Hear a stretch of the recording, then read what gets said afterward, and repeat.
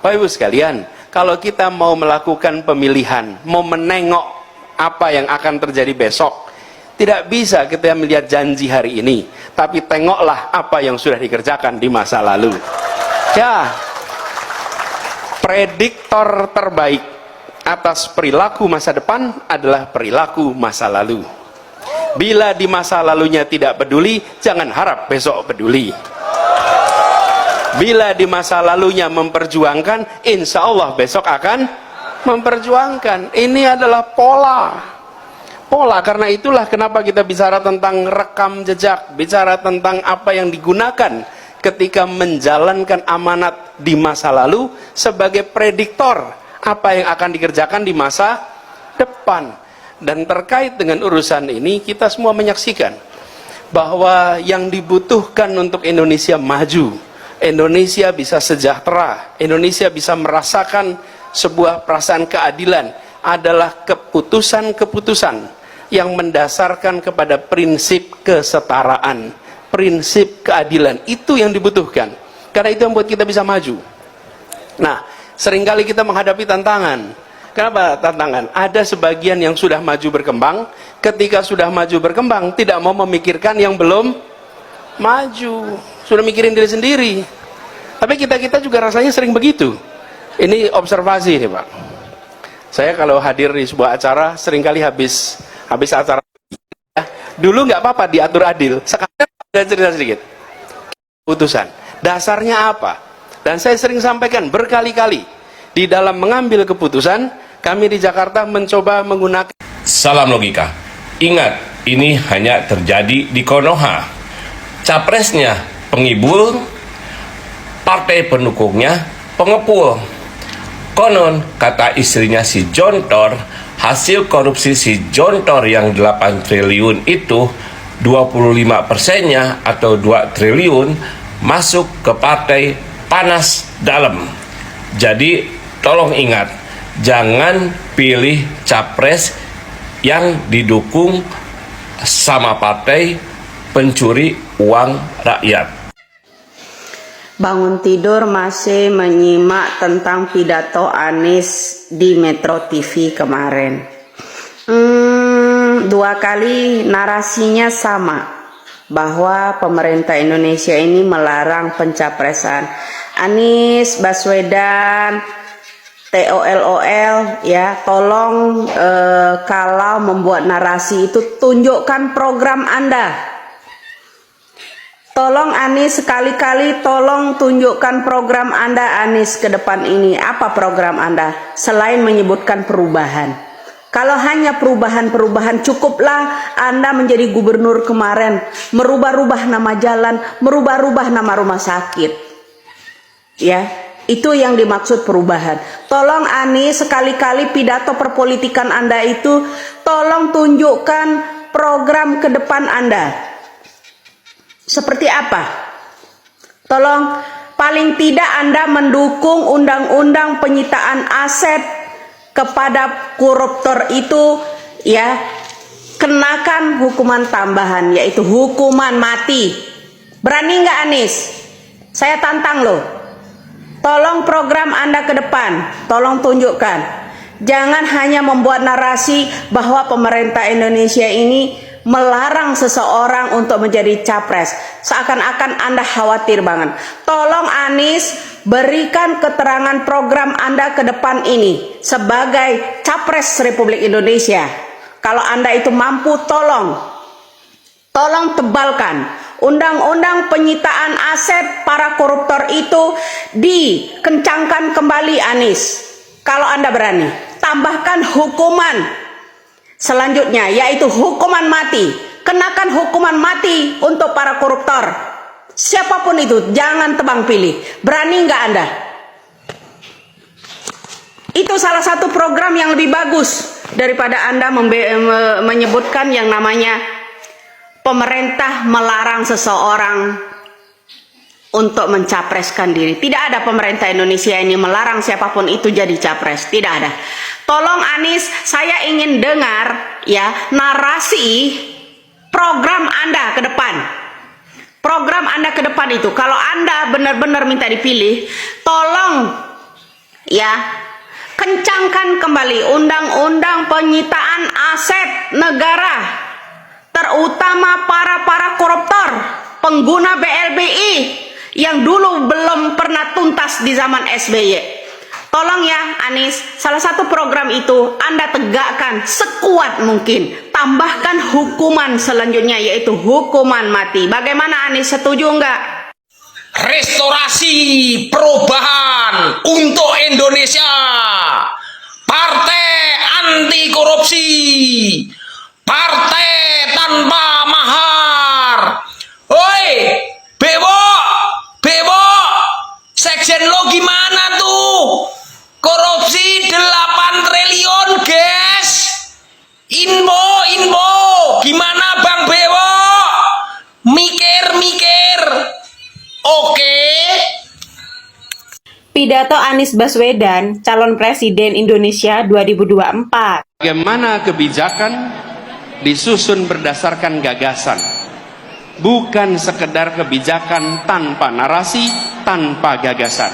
Urutannya harus jelas, bukan hanya karya, tapi karya berbasis narasi, narasi berbasis gagasan.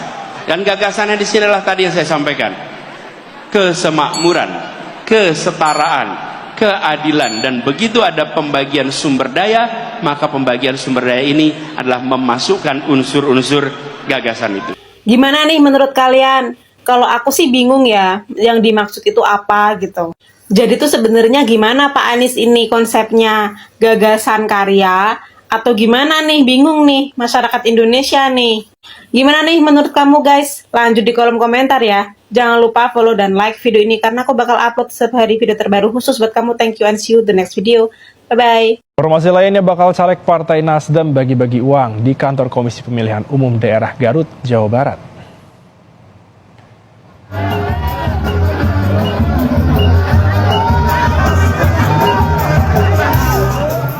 Saudara, video aksi sebar uang pecahan Rp50.000 dan Rp20.000 ini mendadak viral. Aksi sebar uang tersebut dilakukan oleh Ketua Dewan Pimpinan Daerah Partai Nasdem sambil naik ke sebuah replika dodombaan. Selain Bacalek, Ketua DPD Nasdem yaitu Diah Kurniasari yang ikut memberikan uang secara terbuka kepada orang-orang yang mengerumuninya. Ketua KPU Kabupaten Garut, Junaidin Basri, membenarkan kejadian itu dan menyayangkan tindakan yang ia anggap kurang beretika terlebih dilakukan di kantor KPU. Usai tahapan pengajuan Bacalek.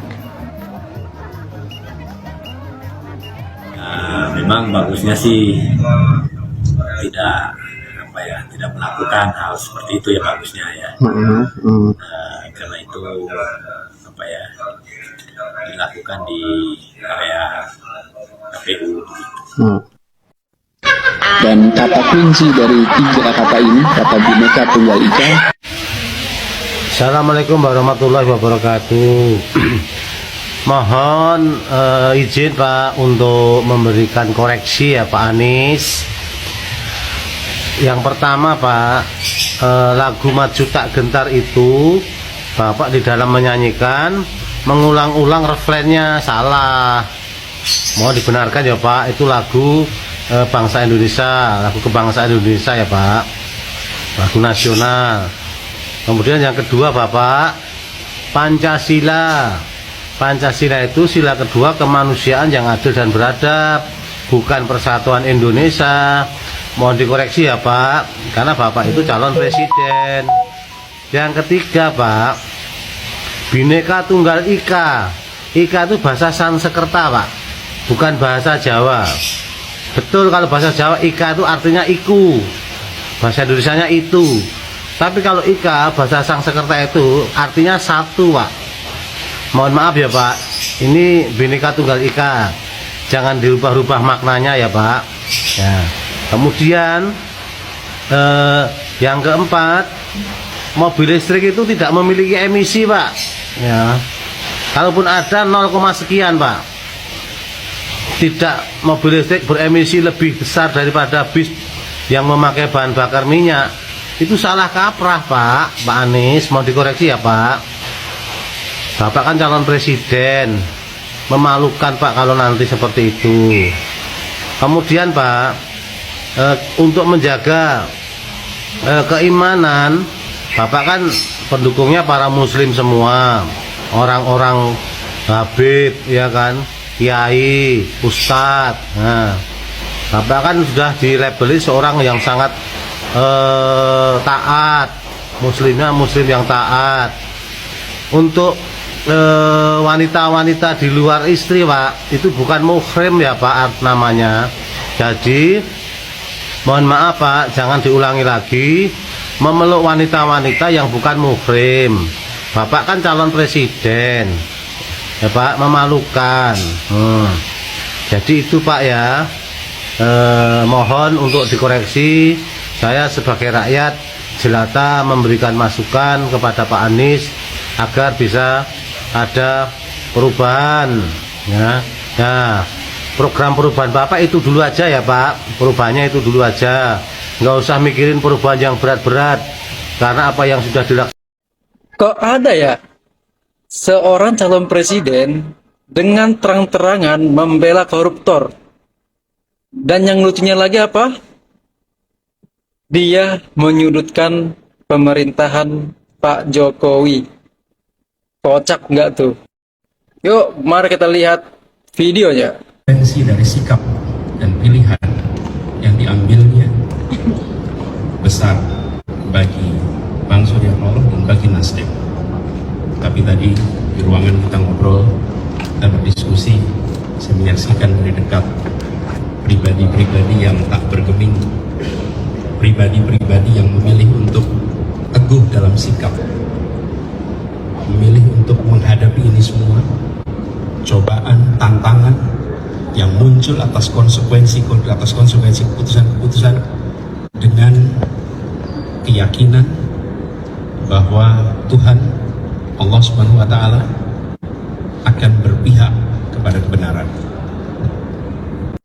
Nah, kalian kalau mau tahu penyampaian dari Bapak Mahfud MD yang membeberkan tentang korupsi mengenai menara tersebut, 4G tersebut, lebih dari 8 triliun, melainkan 28 triliun besarnya anggaran yang diluncurkan untuk pembangunan menara 4G tersebut. Nah, apakah saya selama ini setahun lebih saya selalu meminta Kemenpo diganti, Nah, itu artinya selama ini saya sudah mencurigai itu. Satu, ketika ada akun-akun kita mengangkat permasalahan ini ya selalu di-ban, bekerja sama dengan partai-partai lain. Nah, seperti itu. Nah, Bapak Mahfud MD menjelaskan bahwa korupsi itu bisa jadi lebih dari 8 triliun ya. Kejaksaan Agung masih menelusuri siapa saja yang menerima dana-dana tersebut ya. Makanya ada salah seorang membuat narasi di dalam pidatonya hari ini, terutama ya, membuat narasi untuk kedua kalinya bahwa seakan-akan kesannya itu Indonesia, pemerintahnya itu melarang untuk seseorang itu untuk menjadi capres. Karena apa? Merasa dirinya itu mungkin akan terlibat dari korupsi ini ya. Ingat ya saudara-saudara, mungkin ada kesan, ada unsur karena suatu saat dia akan terseret namanya. Karena Bapak Mahfud MD menjelaskan dana yang dikucurkan untuk menara tersebut 28 triliun lebih.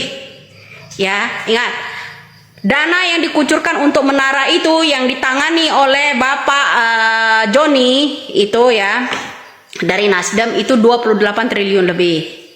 Kenapa ada salah seorang sekarang ini membuat narasi seakan-akan negara Republik Indonesia pemerintahnya melarang orang untuk menjadi capres? Apakah karena dia merasa besok akan terseret namanya? Itu suatu pertanyaan yang besar buat saya.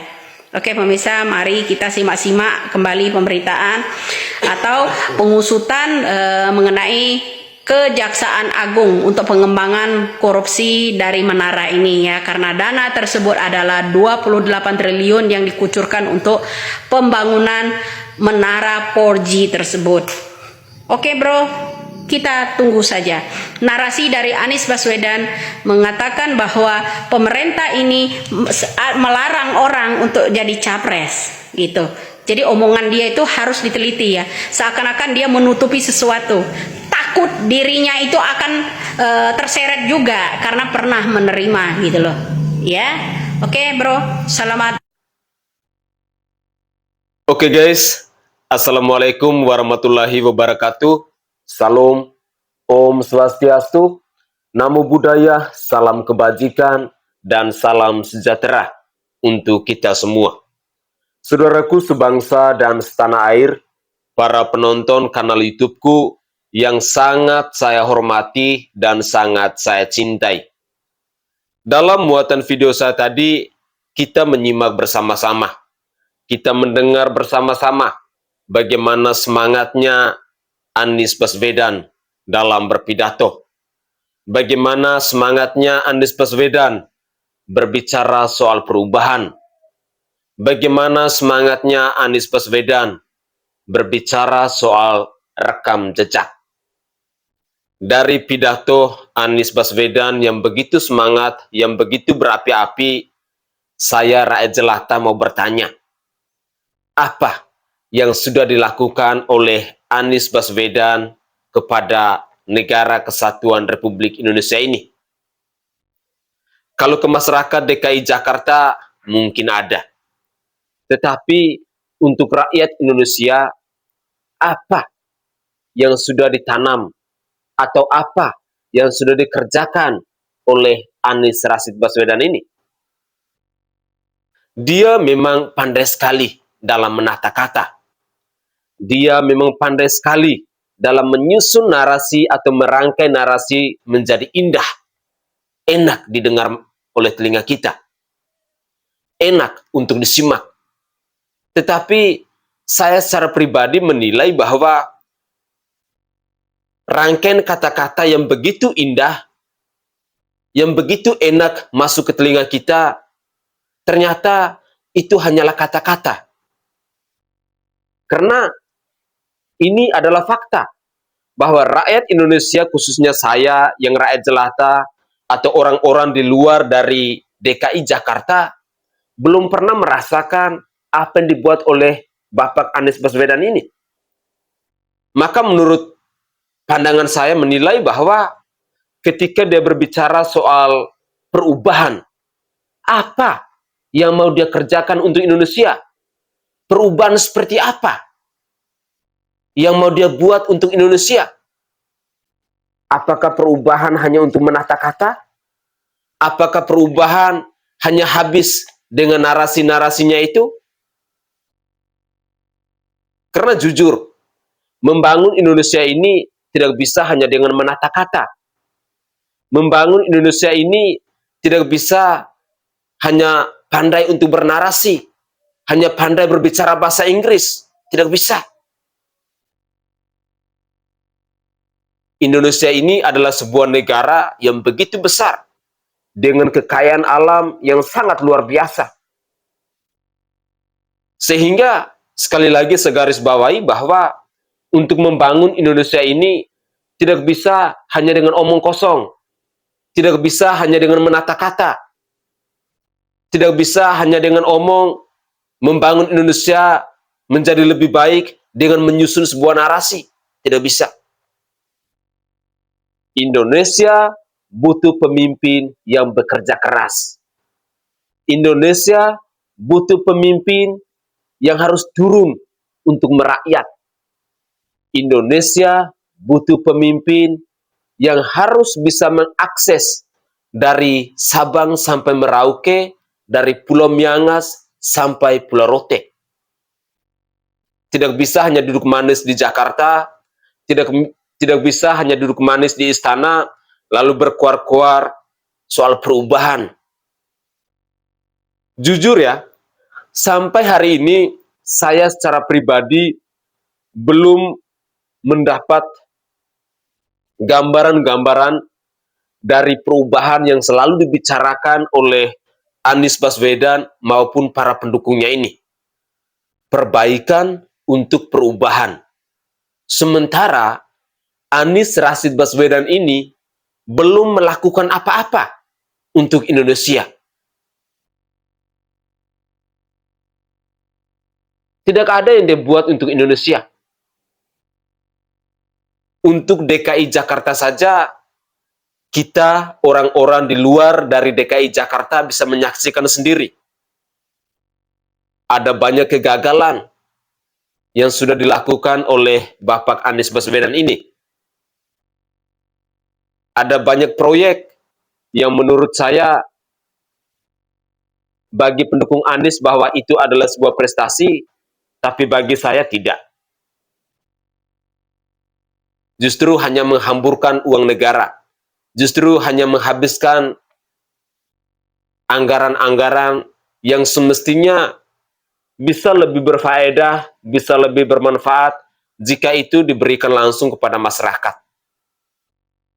Contohnya, pembangunan sumur resapan. Bagi pendukung Anies, itu adalah sebuah prestasi. Tapi bagi saya tidak. Kenapa? Kita menyaksikan sendiri bagaimana kerusakan yang terjadi di jalan setelah ada program pembangunan sumur resapan itu. Jalan-jalan rusak, sumur resapan sekarang malah hancur lebur. Makanya saya katakan bahwa apa yang dibuat oleh Anies Rashid Baswedan selama menjabat sebagai Gubernur DKI Jakarta, prestasinya saya secara pribadi belum melihat itu secara pasti.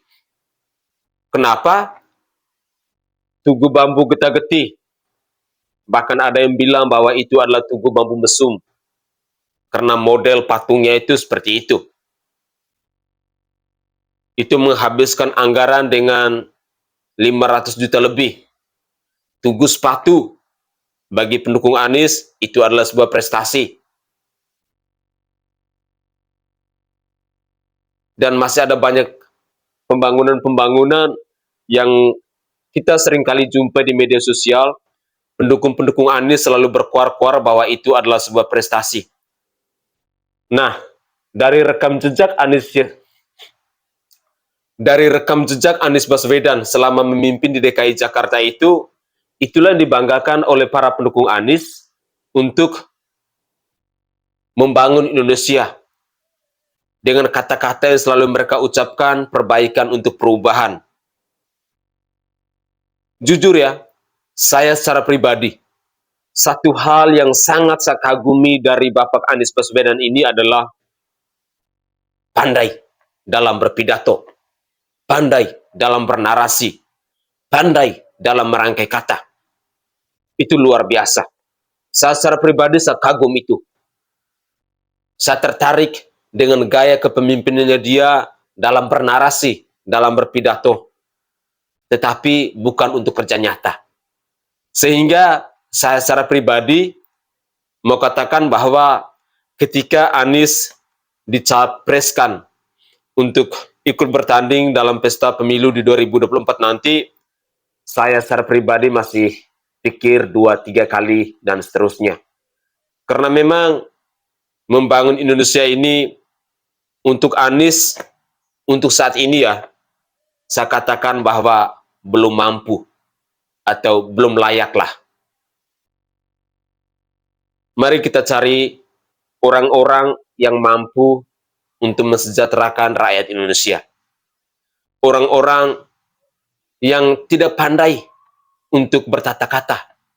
Orang-orang yang tidak pandai dalam bernarasi, tetapi dia bekerja keras. Kita saksikan sendiri Bapak Presiden Insinyur Haji Joko Widodo. Banyak orang mengatakan bahwa beliau pelangap-longo, beliau tidak pintar dalam berbahasa Inggris, beliau tidak pintar dalam berpidato. Ya tidak apa-apa. Tetapi perjuangan beliau untuk membangun Indonesia ini, untuk mensejahterakan rakyat Indonesia itu sangat luar biasa. Dan kita semua sudah menikmatinya. Kita semua bisa melihat itu. Sehingga saya membantah mendengar ucapan dari Bapak Anies tadi ketika dia mengatakan bahwa soal perubahan, soal rekam jejak. Saya sendiri menilai bahwa perubahan apa yang mau dilakukan oleh Anies untuk Indonesia. Itu yang sampai saat ini saya belum menemukan jawaban. Karena jujur, Anies belum berbuat apa-apa untuk Indonesia. Saudara, saya mau katakan bahwa mari kita berpikir kritis. Mari kita melihat rekam jejak dari Bapak Anies Baswedan itu seperti apa. Apakah dia layak untuk memimpin negara kesatuan Republik Indonesia ini atau tidak? Ketika Bapak Anies berbicara soal perubahan, mari kita lihat dengan hati nurani kita. Masuk akal nggak? Ketika membangun Indonesia ini hanya dengan omong perubahan, tetapi tidak ada sesuatu yang dilakukan untuk Indonesia. Tadi awal-awal saya sudah tegaskan bahwa membangun Indonesia ini tidak bisa hanya dengan bernarasi, tidak bisa hanya dengan kata-kata. Sehingga kita butuh pemimpin yang bekerja keras. Butuh pemimpin yang mampu untuk turun ke masyarakat, yang mampu untuk berbaur dengan masyarakat. Ya, setidaknya seperti Bapak Presiden Jokowi. Karena saya secara pribadi menilai bahwa belum ada satu orang pun yang saya temukan yang mampu untuk menggantikan Bapak Presiden Insinyur Haji Joko Widodo saat ini. Malah saya secara pribadi akan mendukung jika seandainya Jokowi berkenan untuk lanjut ke 3 periode. Pasti banyak rakyat Indonesia yang akan mendukung itu. Mungkin itu saja tanggapan singkat saya. Minta maaf video saya agak tersendat-sendat karena saya lagi pilek saat ini. Saya Sainai dari Provinsi Nusa Tenggara Timur. Saatnya rakyat jelata harus berani untuk bersuara.